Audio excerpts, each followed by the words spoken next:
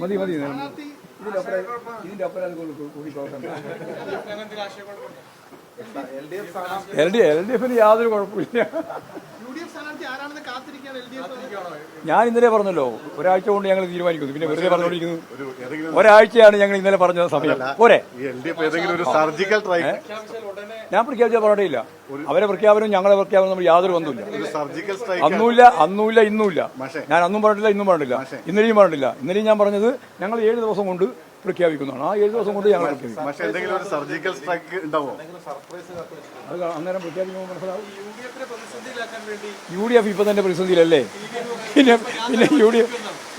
PV Anwar എന്ന് പറയുന്നത് യഥാർത്ഥത്തിൽ UDF വേണ്ടി LDF ഭാഗമായിട്ട് നിന്ന് മത്സരിച്ച് ജയിച്ചിട്ടുള്ള ഒരാൾ.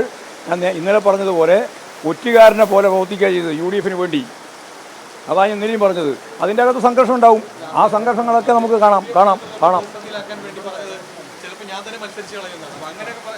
അതിലൊന്നും ഞാനൊരു ഗൗരവത്തിലേ കാണുന്നില്ല. അയാൾ എന്തെല്ലാം പാർട്ടിയായി ഒന്നും അദ്ദേഹത്തിന് ഇല്ല. ഞങ്ങളതിനെപ്പറ്റി മൈൻഡ് ചെയ്യുന്നില്ല.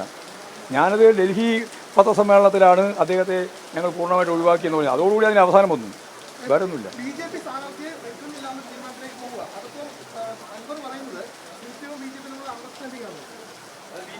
അതിനൊന്നും മറുപടി അർഹിക്കുന്നില്ല. വെറുതെ ആവശ്യമില്ലാതെ ചോദ്യം ചെയ്യുന്നു. അതിനൊന്നും മറുപടി അർഹിക്കുന്നില്ല.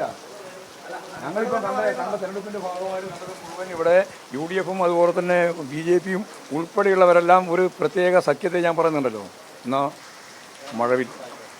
മഴവിൽ സഖ്യം, SDPI, Jamaat-e Islami, RSS, Congress, League ഉൾപ്പെടെയുള്ള ആ സഖ്യമാണ്. ആ സഖ്യത്തിനെതിരായിട്ടുള്ള അതിശക്തിയായ രാഷ്ട്രീയ നിലപാട് സ്വീകരിച്ചുകൊണ്ടാണ് അടുത്ത തെരഞ്ഞെടുപ്പിന് വേണ്ടി മത്സരിക്കാൻ. നിലമ്പൂരിലും മഴവിൽ സഖ്യം ഉണ്ടാവും എന്നുള്ളത് ആസാനം. പിന്നെ അതിനൊന്നും വല്ല സംശയമുണ്ടോ? അത് അവർ ചോദിക്കണം.